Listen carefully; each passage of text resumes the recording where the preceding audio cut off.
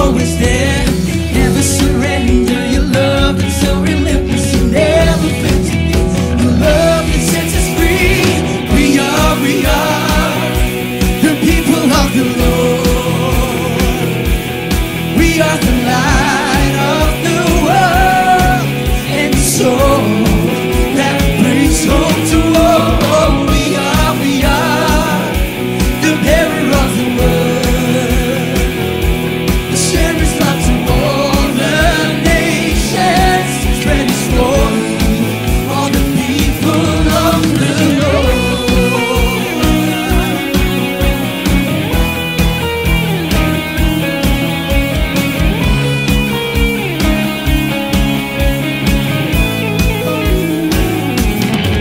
We say, take me back to the beginning, to the hour and a minute.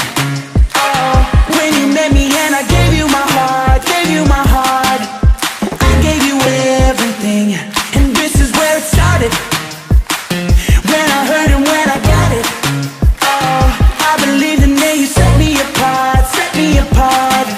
Never the same again. I remember what you've done and all the battles you have won. Jesus, your love never failed. You made a way, and I know there's so much more than I've been asking for. So with all my heart and all my soul, I celebrate. Come on, put your hands together.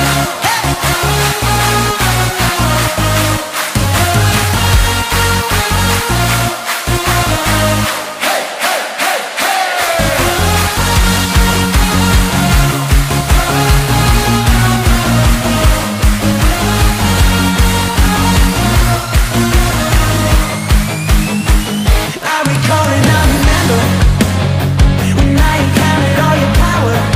Oh, Holy Spirit came and set me on fire, set me on fire. Living on fire for you. And when I think about it, I can feel it burning brighter. Oh, if you did it, you can do it again, do it again, do it again in me. I remember what you've done and all the battles you have won. Jesus, your love never failed. You made a way, and I know there's so much more than I've been asking for. So with all my heart and all my soul, I celebrate. I'm never gonna be the same, 'cause you changed my heart and my way of thinking. Forever I will praise your name, 'cause your perfect love is never ending. And you hold my future in your hand, and you made me yours. So here I am, I'm holding on to you. I remember what you've done and all the battles you have won. Jesus, your love never failed. You made a way, and I know there's so much more than I've been asking for. So with all my heart.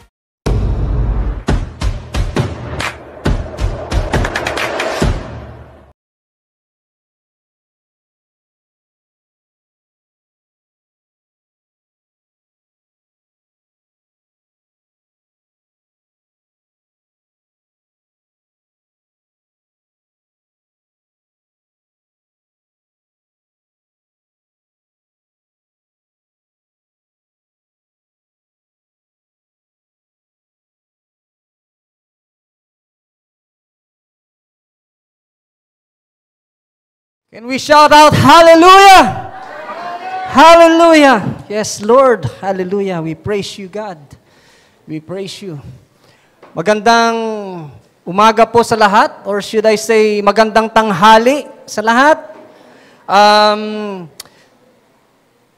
Are we blessed? Amen. Pwede mo bang mag-high five dyan sa katabi mo? High five and say, you are blessed. You're blessed. You're blessed. Yan. High five. High five. Yan. So, tropa lang. Tropa. Yan. So, Yes, we are blessed.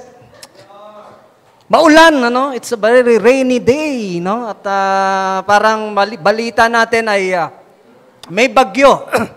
Pero hindi po tayo kayang pigilan ng bagyong ito para sumamba sa Panginoon. Amen? Because we believe that God is more powerful than any storm. Amen. And we are worshiping a very, very strong God, the strongest of all being, no? Siya ang pinakamalakas, kaya walang makakapigil sa atin. At mas pinili natin na tayo ay pumarito sa kanyang tahanan, no? Marami na gustong matulog muna, no? Kasi malamig. Pero I am so glad, no, and very delighted po yung heart ko na nakikita ko kayo na nandito ngayon at sumasamba sa Panginoon. Praise the Lord. Sabi nga, no, pag sa trabaho, kahit na bumabagyo, hindi ka naman na-absent, di ba? Kahit magmotor ka, kahit mabasa ka, papasok ka pa rin sa trabaho mo. Kasi baka mapagalitan ka ng boss mo. Pero, ganun din dito sa church, ano? Kasi mas malaki po yung boss natin, si Jesus Christ yun.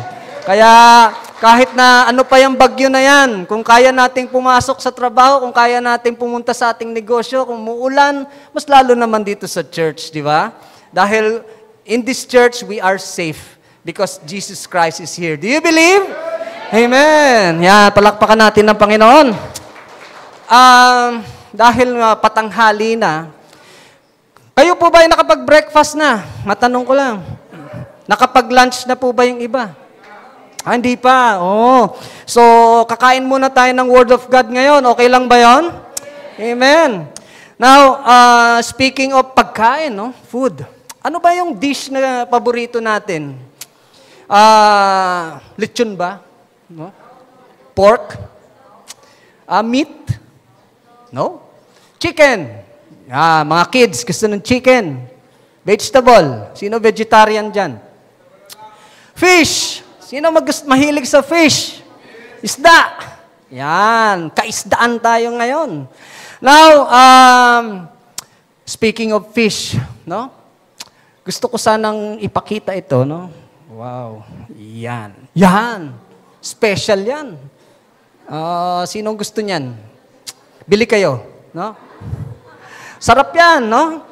Sarap talaga pag fish. Alam nyo, ako, mahilig din ako sa pork, pero gustong-gusto ko rin ng isda, lalo na pag misis ko yung nagluluto. Di wow. Pero alam nyo, blessed tayo, no? Kapag tayo ay kumakain, ano? At lalo na kung masarap yung mga dish na ganyan, no? Pero alam nyo, we are always blessed kahit ano pa man ang pagkaing nakahain sa atin. Lalo na po pag ganito. Yan, di ba?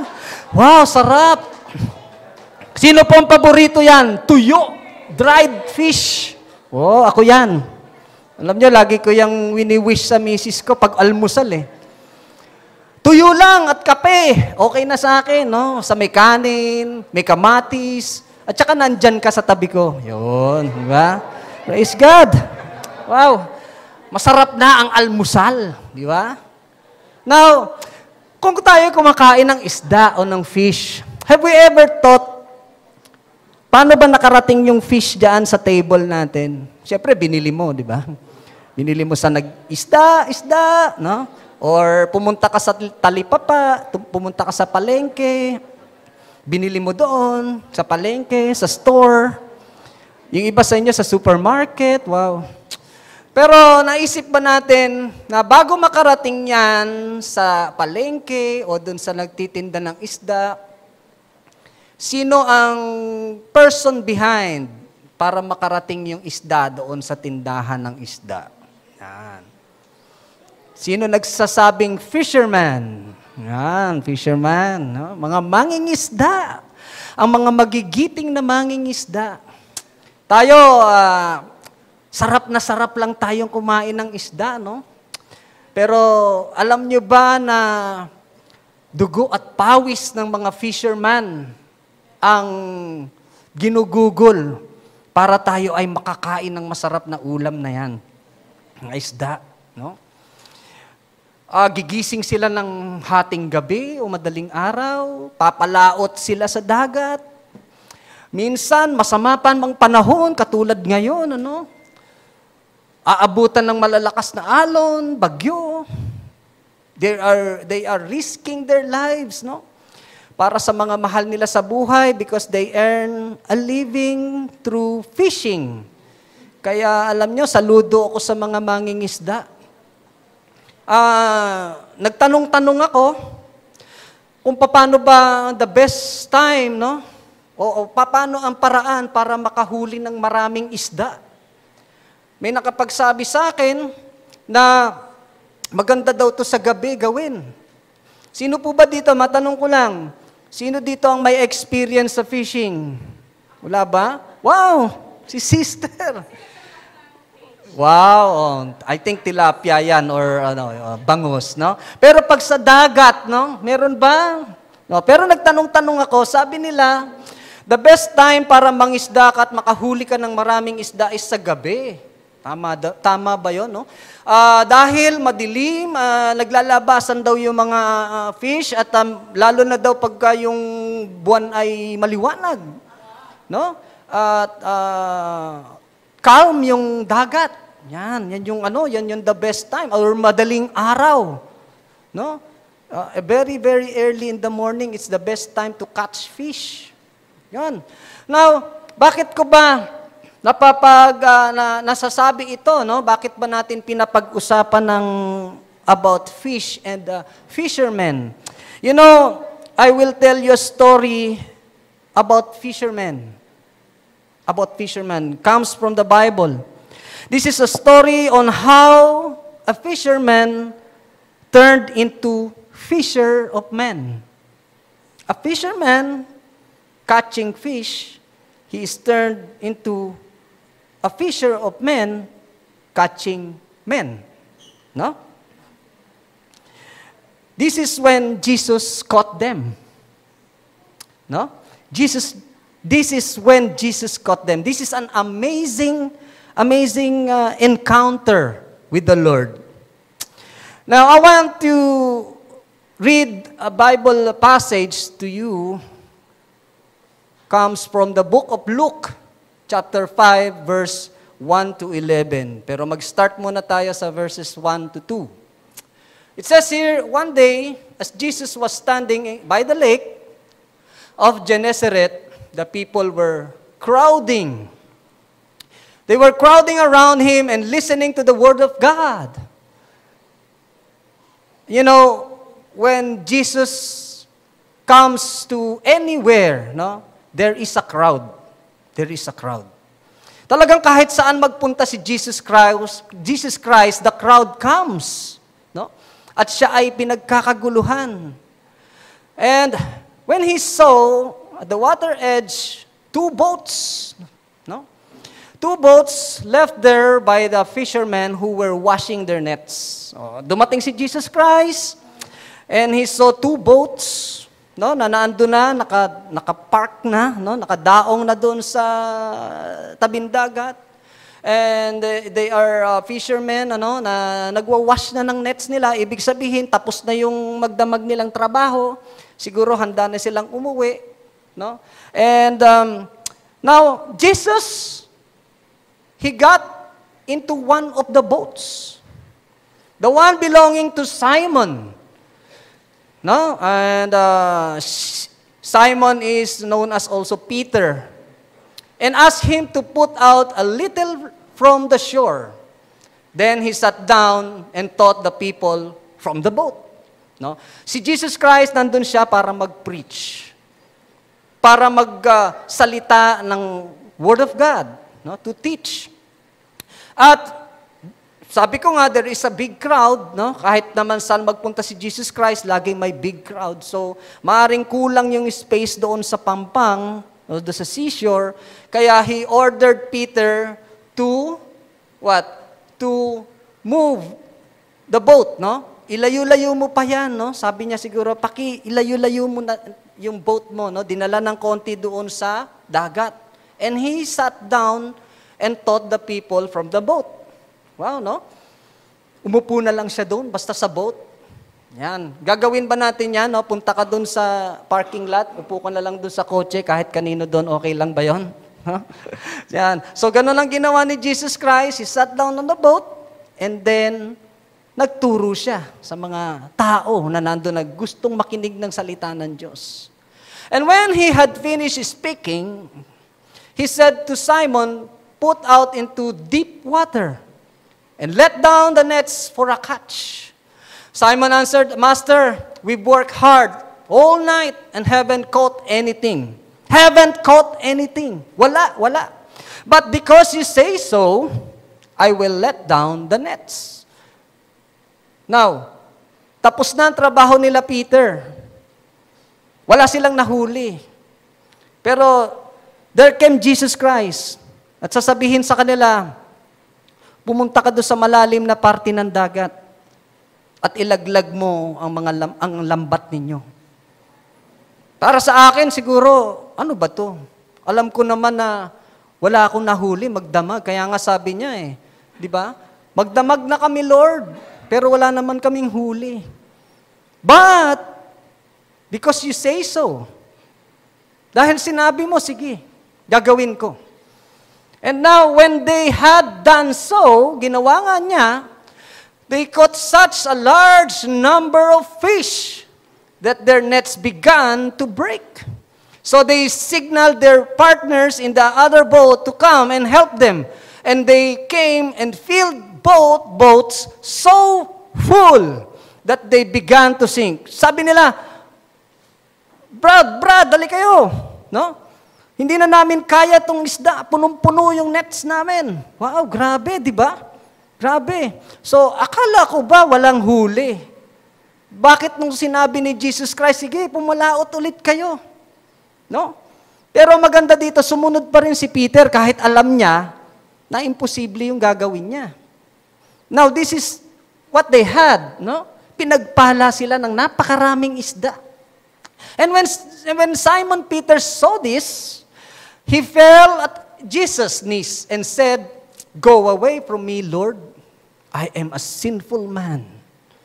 For he and all his companions was astonished at the catch of the fish they had taken. And so were James and John, the sons of Zebedee, Simon's partners. Yan. So astonished, gulat na gulat, no?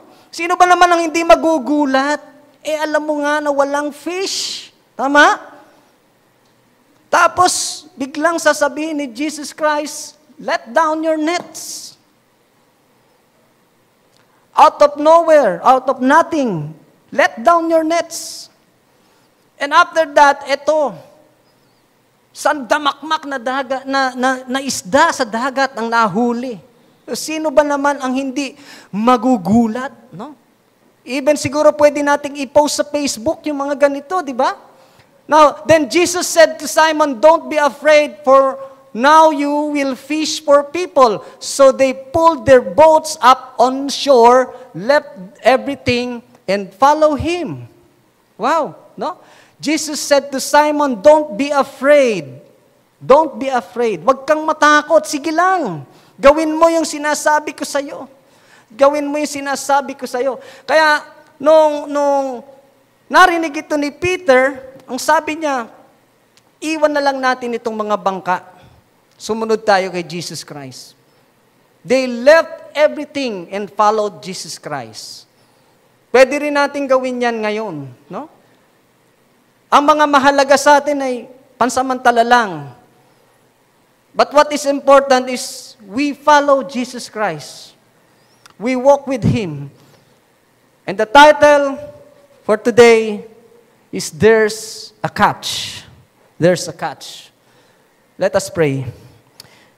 Father God, Lord, we thank you for this day, O God, the day that you have made. Although it's a rainy day, Panginoon, but we are here safe, Panginoon. Salamat dahil ikaw ang dahilan kung bakit kami nandito, Lord God. Because you have a purpose for each lives, Panginoon, na nandito, Lord. Salamat dahil napakabuti mo. Tunay nga, Panginoon, na kapag ikaw ang kasama namin, we are in good hands. And today, Lord, Prepare our hearts, Panginoon, to hear your words, to hear your message. Open our hearts. Fill this with your Holy Spirit, Lord God. And let your Holy Spirit move in this church, Lord God. Because when your Spirit is moving, there is a miracle happening, Lord God. Touch lives, Panginoon. Baguhin mo. Transform lives, Panginoon. Ikaw ang manguna. You are the King of Kings and the Lord of Lords, Panginoon. And make use of me, Panginoon. Gamitin mo ko as your instrument. You are the music and I am the instrument, Panginoon. Kaya, Panginoon, Lord, pangunahan mo ang gawaing ito. Ikaw ang aming itinataas dito, Panginoon. We praise you and glorify your name. In the mighty name of Jesus, our Lord. Amen. Amen. Praise the Lord. Hallelujah. Yes, palakpakan natin ang Panginoon. There's a catch.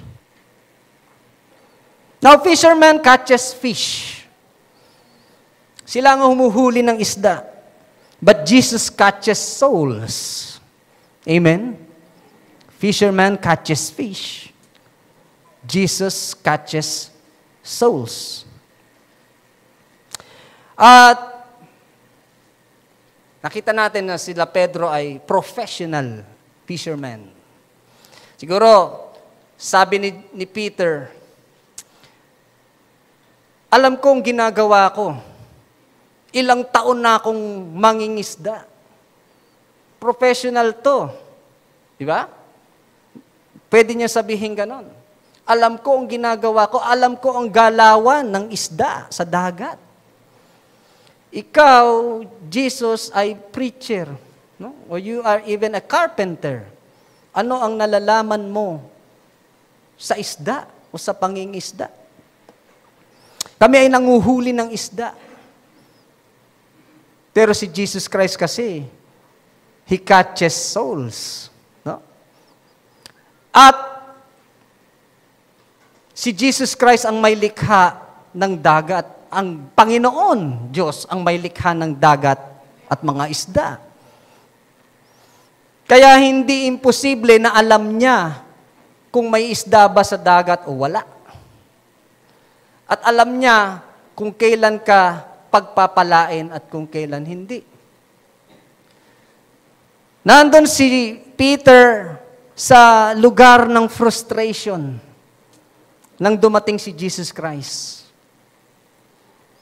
Maybe some of you here is in a frustrating situation. I don't know you all. No?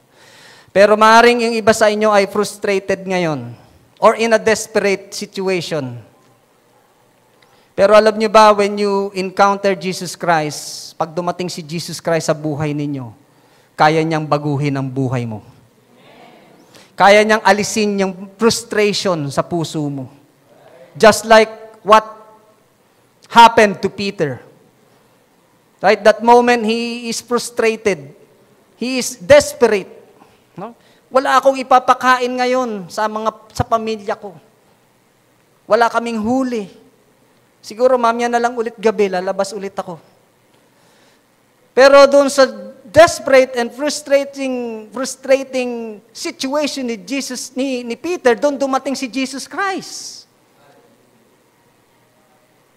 At doon pala, pagpapalain siya. Naisip pa natin to na pwede rin naman mangyari sa atin to ngayon in our present time. Na nandyan ka, maaari sa lugmok ka, frustrated ka, desperado ka. Maaring meron kang sakit ngayon na hindi gumagaling.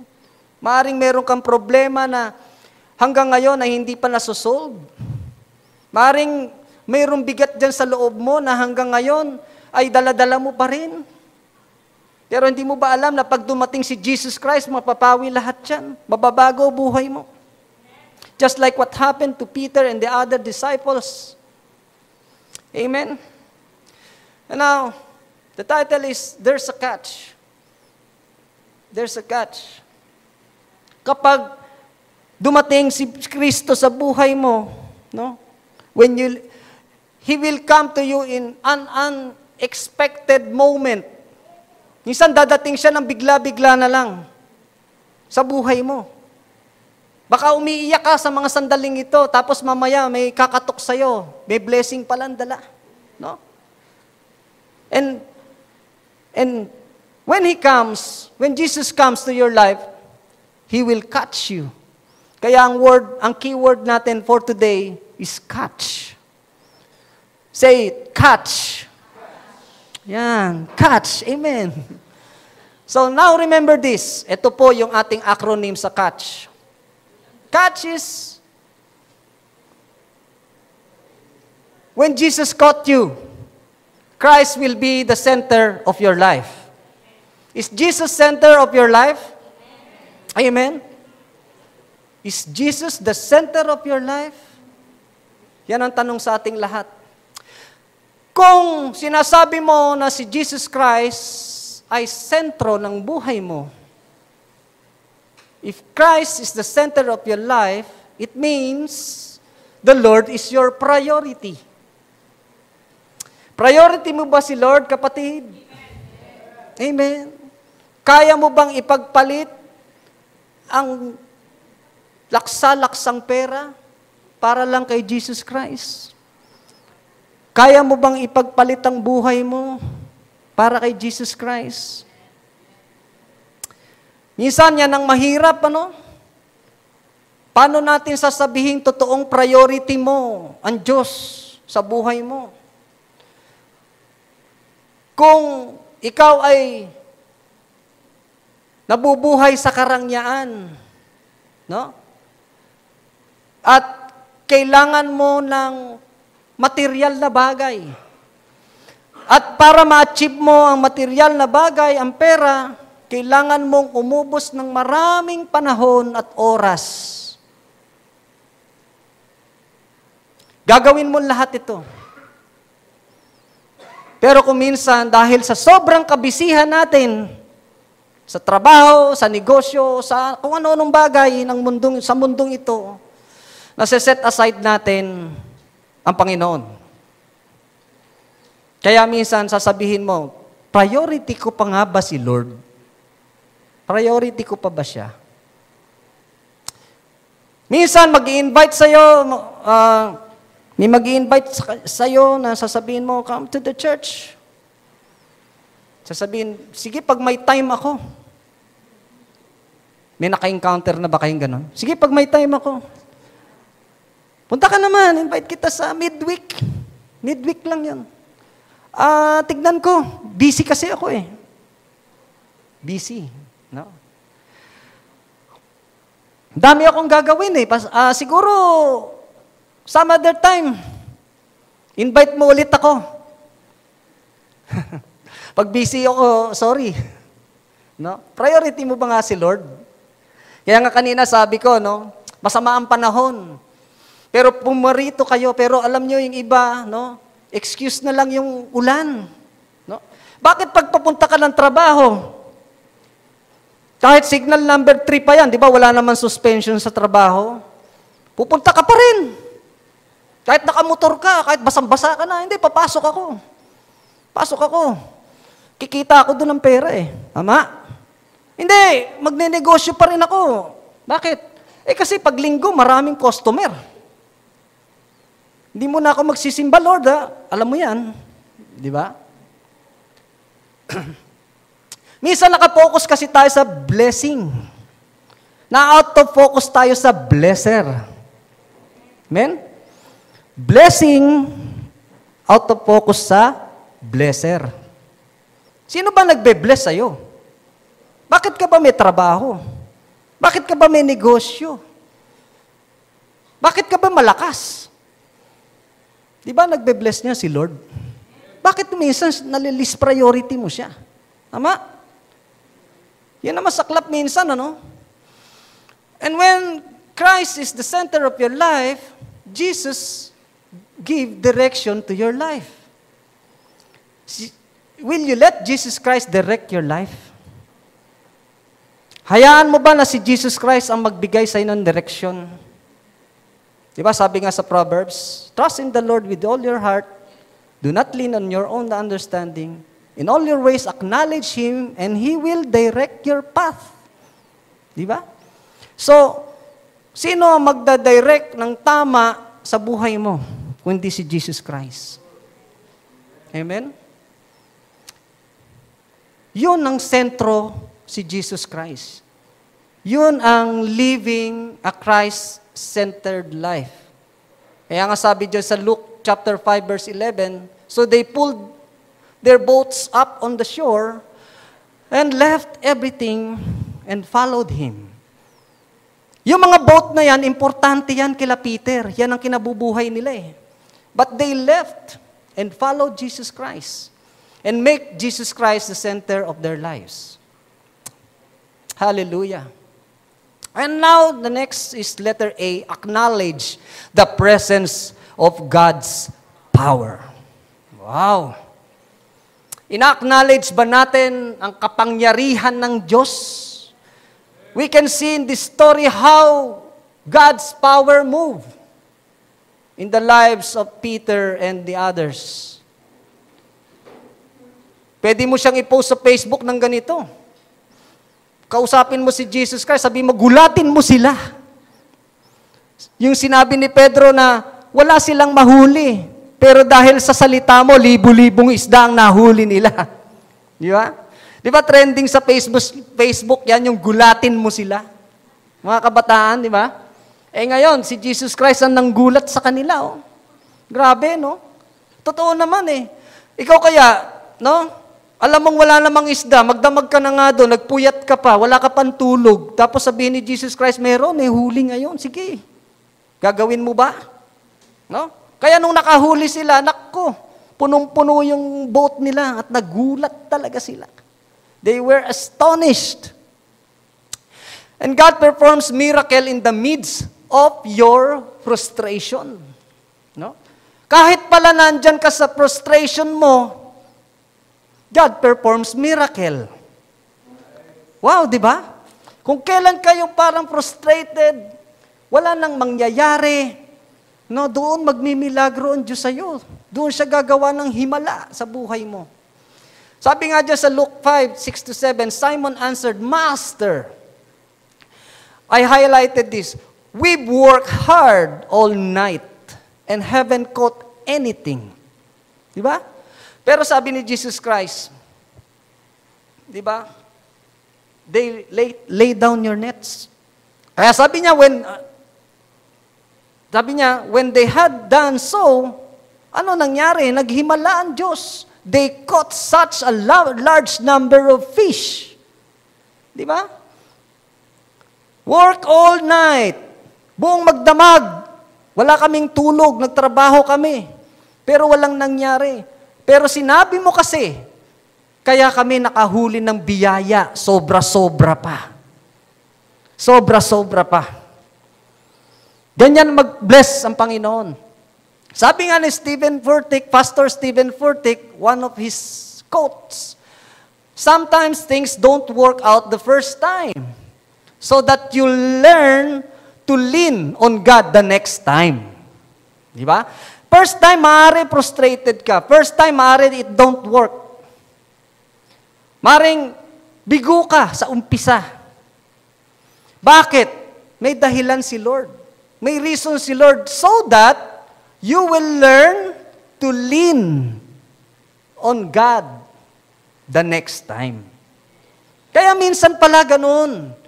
Kaya minsan pala, meron tayong mga frustrating moment. Meron tayong mga disappointments. Kasi ang gusto ng Diyos, huwag kang masyadong tiwala sa sarili mo.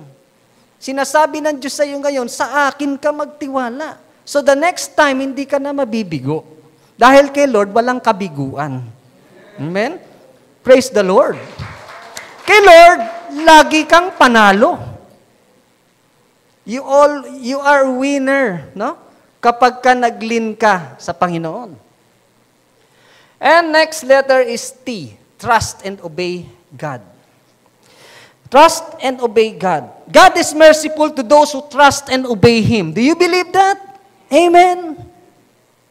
Trust and obey God even when it doesn't make sense to you. When logic ends, faith begins. Alam nyo, pwedeng sabihin natin, nonsense yan. No, Lord, Nonsense yan. Parang imposible naman, no, na makakahuli kami ng isda during daytime, kung saan alam na naniniwala kami na wala ng isda during daytime, baka tanghali pa nga yan, ano. Nung gabi nga, dapat mas marami kaming huli, wala kaming huli. Ngayon, papalautin mo kami ulit, papahulihin mo kami, daytime, di lalong wala. It doesn't make sense, no? Walang logic. No? Kung sa ating sariling pag-iisip lang, walang logic to, Lord. Pero that time, faith begins. Diyan ngayon papasok kung ikaw ay talagang nananampalataya sa Panginoon kahit na it doesn't make sense to you. It doesn't make sense to you. Dun sa Luke 5:4, put out into the deep water and let down the nets for a catch.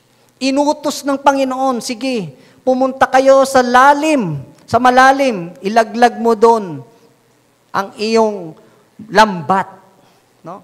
Ihulog mo, ibagsak mo yan. Pumunta ka doon sa kailaliman. Dapat kasi magpakalalim tayo sa Panginoon. Ibaba mo na yung pride mo. Ibaba mo na kung ano yung daladala mong yan. Magpakalalim ka sa Lord. Yun ang sinasabi ng Panginoon. Just a short testimony. Siguro some of you, kilala niyo yung anak ko, no? My son, Cedric, or Ced kung tawagin. For 5 years, he worked in EPSA, no? Sa Cavite Export Processing Zone, as quality engineer. Kasi po, graduate po ng engineering yung anak ko.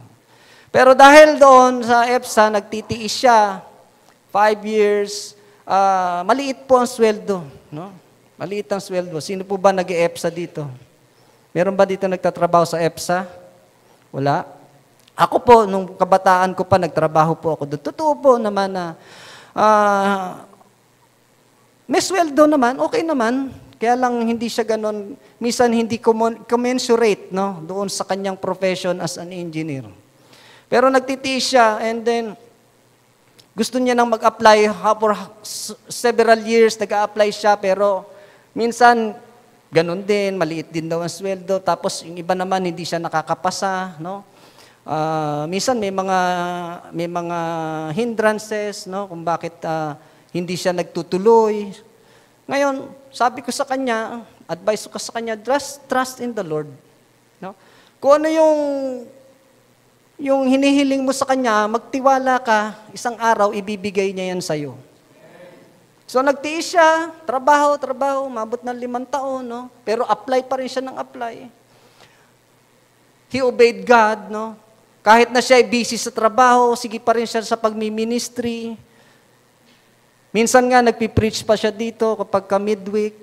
Tapos active siya sa mga gawain niya doon sa church. And until one time, the Lord answered his prayer. And mag-i-start na po siya sa bago niyang work na matagal niyang pinagpe-pray sa Taguig this coming September 1. Praise the Lord. Yan po yung resulta ng pagtitiwala sa Panginoon and obeying His commands. No? Kaya sabi ko sa kanya, sabi ko sa iyo sabi ko sa iyo, magtiwala ka lang sa Panginoon. Pagkakaloob niya sa iyo ang hinihiling mo. Magtiwala ka lang sa Kanya at sumunod ka sa Kanya. Praise God. But because you say so, I will let down the nets. Yun ang gusto ng Diyos sa atin. Kung sinabi ko sa iyo, gawin mo. Tiwala ka sa akin. Makikita mo kung paano ako kumilos. The next letter is C. Connect yourself to God. Are you connected to God? Paano natin nasabing connected tayo sa God? Pagpalagay mo ikaw ay isang appliance. Electrical o electronic appliance ka. At hindi ka nakasaksak sa power outlet ng kuryente, sa source ng electricity. Gagana ka ba? No. Yung mga gadgets na yan, yung mga TV, lights, pag yan hindi nakasaksak sa power source, wala lahat yan. Madilim tayo dito ngayon. Ganon din po ang buhay ng Kristiyano. Kapag hindi ka connected sa Panginoon, it means you are disconnected to God. You are worthless. Wala kang silbi. Wala. No? But dahil ikaw ay connected sa Panginoon, ikaw ay may pakinabang. Ikaw ay mayroong halaga. Dahil ikaw ay nakakonekta kay Jesus Christ. The source of everything. The source of your life. Amen? Kaya, we should remain connected to God. A life connected to God is fearless. Tingnan mo nga yung katabi mo kung mukhang fearless yan. Yan, fearless. Matapang ba yan? Wow. Saan ka matapang, kapatid? Yan. A life connected to God is fearless. Hindi ka kayang tibagin, hindi ka kayang kantiin ng kahit na ano. To? Hindi ka kaya ng Satan. You can defeat Satan because you're connected to God. The devil will flee from you if you are connected to God. And how can we be connected to God? Dapat mapupuruhan ka ng salita ng Diyos. Dapat nakababad ka sa Word of God. So that lagi po tayong connected sa Panginoon. Hindi natin nakikita physically ang God, pero naririnig natin ang salita niya. No? Ang salita niya na buhay sa ating lahat. You have the ability to touch others' lives kung connected ka kay Lord. And have them also connected to Christ. Sabi dyan ni Jesus Christ, don't be afraid. From now on, you will fish for people. Gusto ba natin yon na tayo ay maging blessing sa iba? Be a blessing to others. Paano ba tayo magiging blessing sa iba? Hindi lang laging magiging blessing ka dahil nagbibigay ka sa kanya ng pagkain, nagbibigay ka sa kanya ng pera, no? Alam nyo, yung kausapin mo lang siya, no? Baka he in this kind of situation na frustrated siya katulad ni Pedro at dadating kang bigla. Sisharean mo siya ng love of God. Sisharean mo siya ng inspiring words from the Bible. Tapos bigla-bigla mati-change mo yung buhay ng tao. Baka meron na siyang suicidal tendency. Pero dahil ginamit ka ni Lord, para kang isang guardian angel na dumating sa kanya. At dahil sinabi mo, mahal ka ni Lord, John 3:16, sinare mo sa kanya, tapos naisip niya, oo nga, no, mahal pala ako ng Diyos. Bakit ako magpapakamatay? Amen? No? At ikaw din ang mag-i-invite sa kanya sa church. Kapatid, punta ka sa church. No? Makakarinig ka ng salita ng Diyos. Marami kang makikilalang magaganda doon, no? Marami kang makikilalang mabubuti doon. Wow! No? Napakasaya sa church. Tapos pag pumunta na siya dito, kukonek mo na siya kay Lord. Kukonek mo na siya sa mga ministry. Eh di naging blessing ka sa iba. Amen? Doon sa down ng situation, ikaw pala ang makakapag-lift up sa kanya sa pamamagitan ni Jesus. Hindi dahil lang sa iyo yun, ha? Dahil ikaw ay connected kay God. Connected ka kay Jesus Christ. At huwag kang matatakot. Huwag mo sabihin, hindi mo kaya. All things are possible with God. Kaya niya yan. Kung hindi mo kaya. Just stay connected with Jesus Christ. Alam nyo, last week, merong event na ginawa dito sa Church of God Gentry West, yung Grand Hayo, no? Saturday, ipinost na rin to ni Pastor Dan last Sunday sa kanyang preaching. And I am so blessed, no, na ang mga manggagawa ng Church of God Gentry West ay nag-participate sa gawaing ito para sa Panginoon. Palakpakan natin. Sino po ba nakasali dito? Wow, ang dami. Meron pa ba dyan? Yan, no? Praise God sa buhay ninyo. They reach out for souls. No? Sharing the love of God, sharing the Word of God. And praise God, last Sunday, may iba dyan na rich, ay nagsimba na. No? Nagsimba na.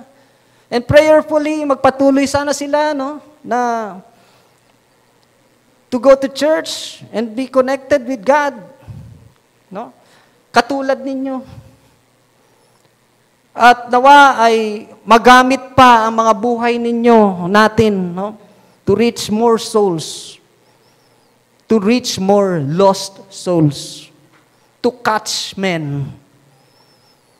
Tayo din ay maging fishers of men. Amen? Dahil sa labas, there's a catch. There's a catch. May mahuhuli tayo. Dahil kasama natin si Jesus Christ. And last is humble yourself before God. Kapag ka ikaw caught by Jesus Christ, you will be humble before God. Humility. Humility. If we trust and obey God, kailangan humble po ang ating mga puso. Kailangan matuto tayong tumanggap ng pagkakamali. Minsan kasi, may iba na kapag ikaw ay itinutuwid, ayaw mong magpatuwid. No? Kapag ikaw ay itinatama, dahil talaga namang nasa mali ka, ayaw mong magpatama. Dahil sa tingin mo, ikaw ang tama. O kahit na alam mong hindi ka tama, dahil may pride ka, ayaw mong sumunod. Ayaw mong magpakumbaba. There is no humility. There is no humility. Kaya po mayroon tayong church. Kaya po tayo mayroon church. Ito po ang ospital ng mga makasalanan. Dito po ginagamot ang mga makasalanan. Kaya lang po, kung gusto mo magpagamot kay Lord, dapat susunod tayo sa Panginoon. Amen? Para yan nagpakonsulta ka sa doktor, nagpakonsulta ka, may sakit ka, niresetahan ka niya, inadvisean ka niya, pero hindi mo naman sinunod yung advice niya. Hindi mo naman binili yung mga reseta niyang gamot. Paano ka gagaling? No? Alam naman natin lahat na we are not perfect. No?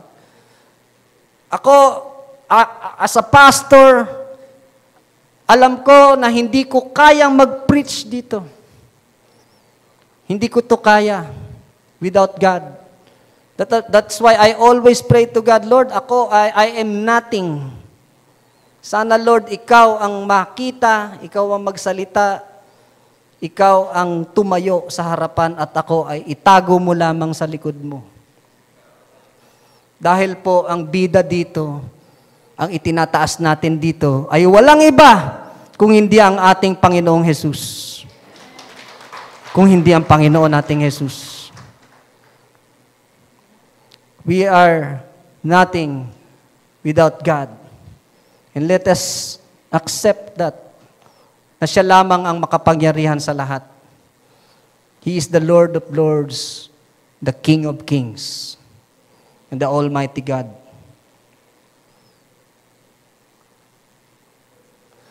The humble heart is willing to acknowledge human weakness so that Christ can show Himself to be strong.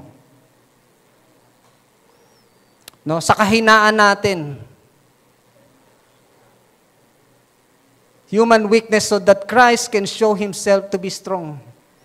Aminin natin na tayo ay mahina at ang Diyos ang malakas at ang Diyos ang magbibigay ng lakas sa iyo kung ikaw ay nangihina.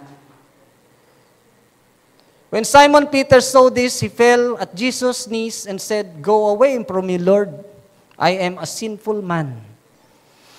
Doon pa lang, nakita natin ang humility ni Peter. Pwedeng magbida-bida si Peter, no? Pwedeng sabihin niya kay Jesus Christ, bakit kita susundin? Ikaw ay preacher, ako fisherman. Eksperto to.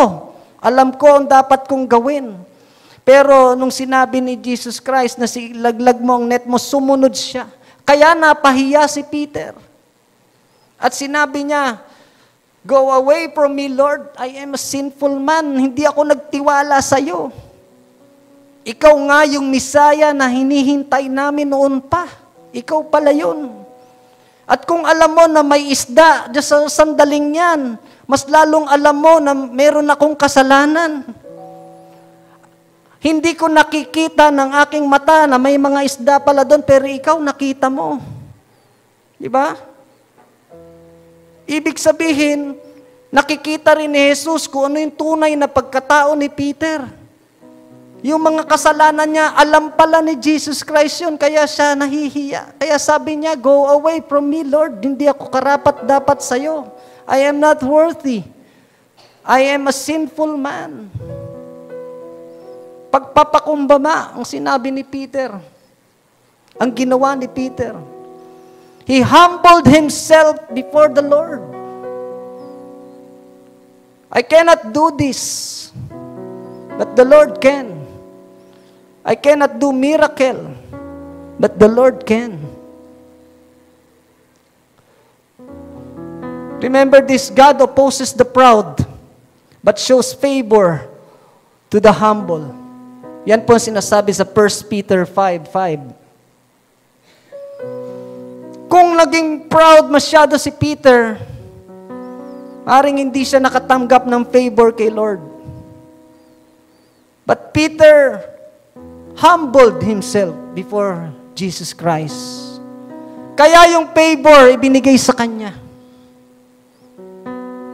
Ganon din sa atin. If we humble ourselves to God, expect for the favor of God.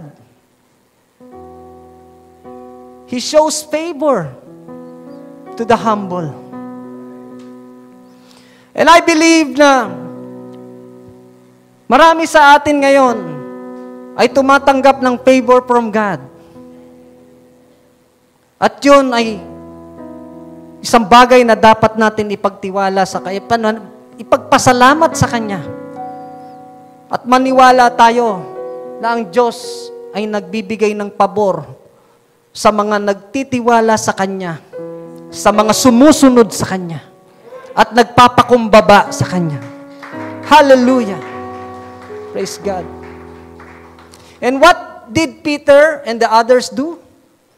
So they pulled down their boats on the shore, left everything, and followed Him. Yung mga mahalagang bagay sa kanila, yung boat, yung net, yung pinagkakahanap buhayan nila, iniwan nila. Dahil alam nila, si Lord ang magpo-provide ng lahat. Sa Kanya naman ang gagalingan lahat eh. May boat nga kami, may net kami. Kung hindi naman kami pinaboran ni Lord, di wala rin kaming huli. Amen? Nagsisikap ka nga, nagpapakahirap ka, nagsusunog ka ng kilay, nagpupuyat ka, nagpapakapagod ka. Kung wala naman favor sa Lord, di wala din. Amen? Kung hindi mo naman priority si Lord do you expect favor?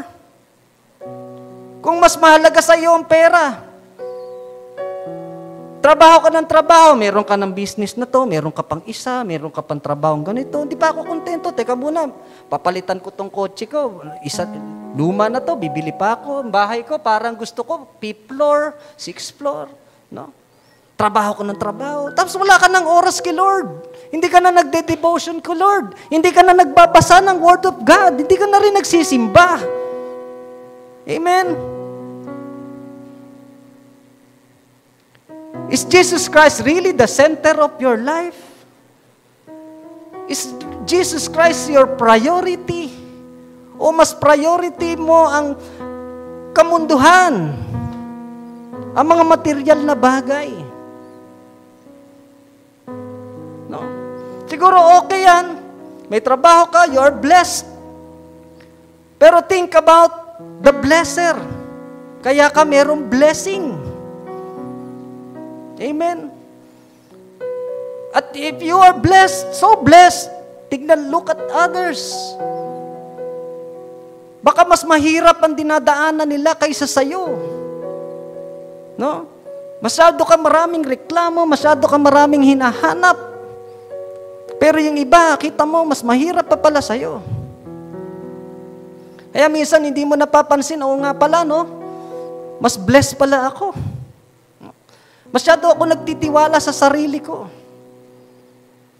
Akala ko napakatalino ko, akala ko napakarunong ko, akala ko alam ko lahat ng ginagawa ko, kaya ayoko magtatanggap ng pangaral, ayoko tumanggap ng advice. Hindi ko kailangan yung pangaral mo dahil alam ko ginagawa ko. No?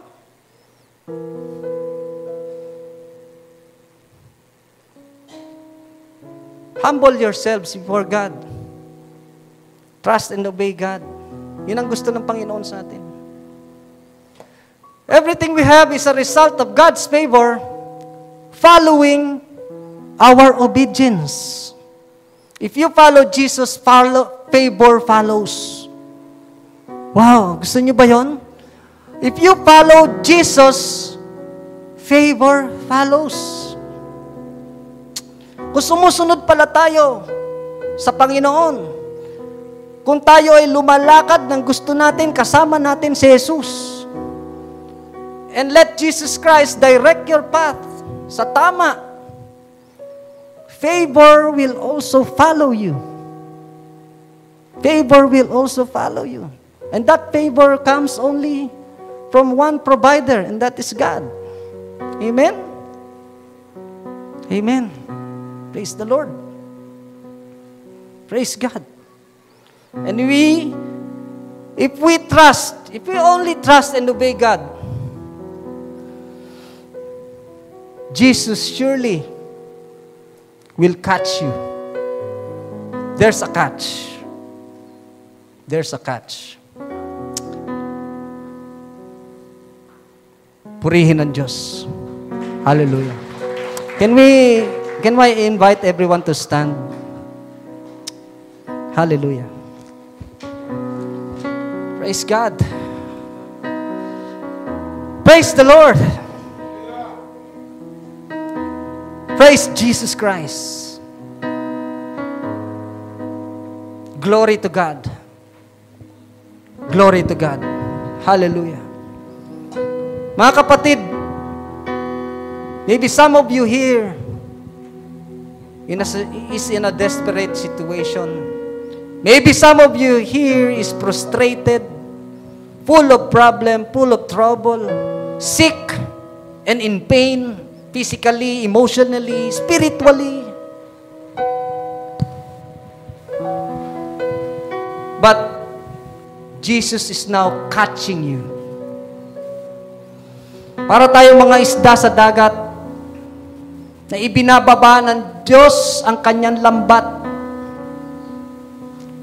upang tayo ay hulihin, upang tayo ay mapalapit sa Kanya. Maring nandun tayo sa malalim na problema, sa malalim na conflict. Pero alam mo ba, kahit nandiyan ka sa sitwasyon mo yan, kaya kang i-catch ni Jesus Christ. Kaya kanyang lambatin.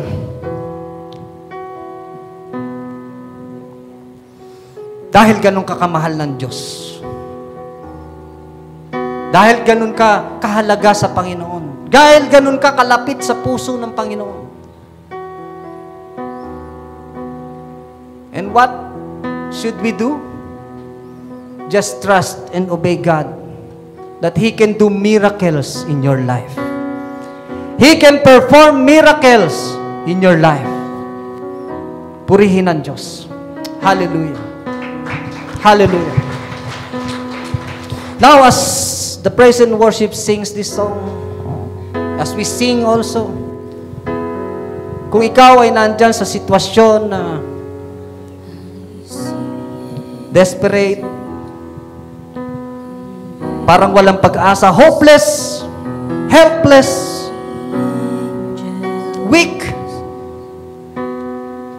kailangan mo si Jesus, kapatid. You need Jesus Christ. Pray to Him. Come to Him. Call His name. And you can come to the altar. Be humble. Humble yourselves before God. Surrender yourself to God. Surrender everything to God, just like what Peter and the other disciples did. They left everything and follow Jesus. You can come to the altar. Hallelujah. Hallelujah. Yes, Lord. Yes, oh God. Yes, Lord, we feel your presence, Lord God, in this place, Lord. Oh, Holy Spirit, move. Come, Holy Spirit, dwell in this place, Lord God. Move in this place. Because if you move, when your Spirit moves, the miracle is happening. There is a miracle. We believe in you, O God. We trust in you. We trust and believe in you, O Lord God. And we obey you, Lord God. Naniniwala kami, Panginoon. Naniniwala kami sa iyo, O Diyos, na kaya mong baguhin ang mga sitwasyon, ang mga sirkumstansya. Kaya mong baguhin ang buhay. Kaya mong baguhin ang pagkatao, Panginoon. And you will direct the path. You will direct our lives. Hallelujah. Yes. Pray to God. Pray to God. He will answer you. The Holy Spirit is now moving. Bumababa ang presensya ng Panginoon. Bumababa ang presensya ng Panginoon. Hinihipo ka, kapatid, at pinapakinggan niya ngayon ang iyong mga panalangin. Hallelujah! Hallelujah! Praise the Lord! Praise you, Jesus Christ! The one we live for, we give you praise and all of the glory, God. We give you praise and all of the honor. You are God, the one we live for. We give you praise and all of the glory, God. All of the glory.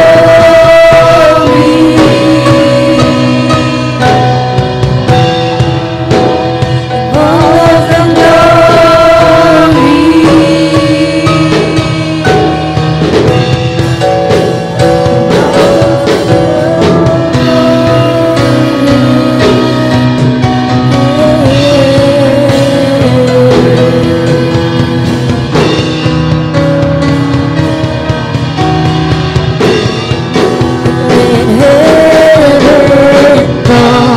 Let your presence be released.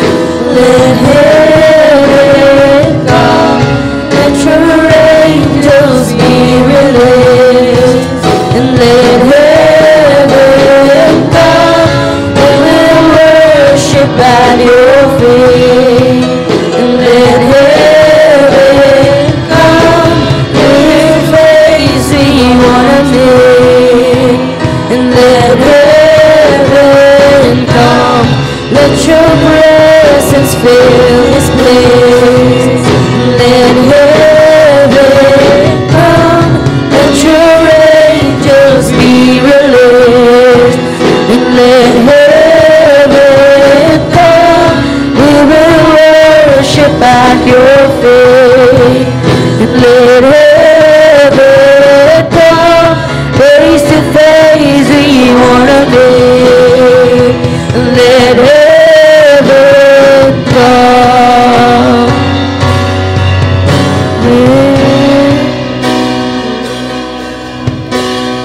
You are God, the one we live for. We give you praise and all of the glory, God. We give you praise and all of the honor. You are God, the one we live for. We give you praise and all of the glory, God.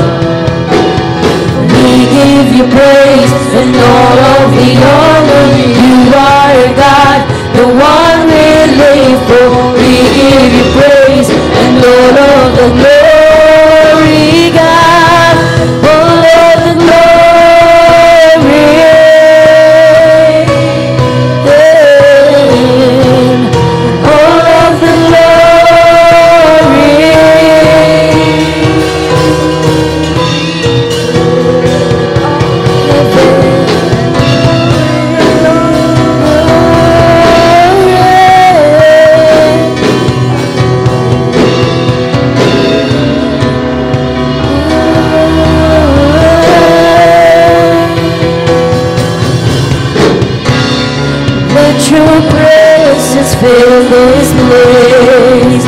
Let heaven come, let your angels be released, and let heaven come, let the fellowship at your feet, and let heaven come, face to face we wanna live, and let heaven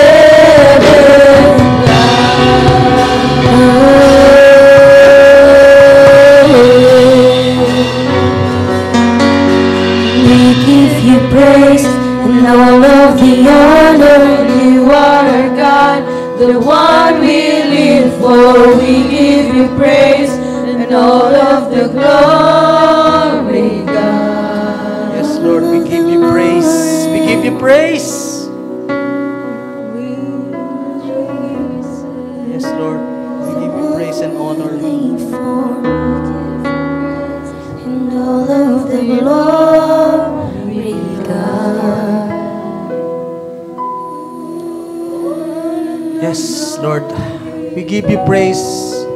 We give you all the honor. Lord, we thank you, Lord God.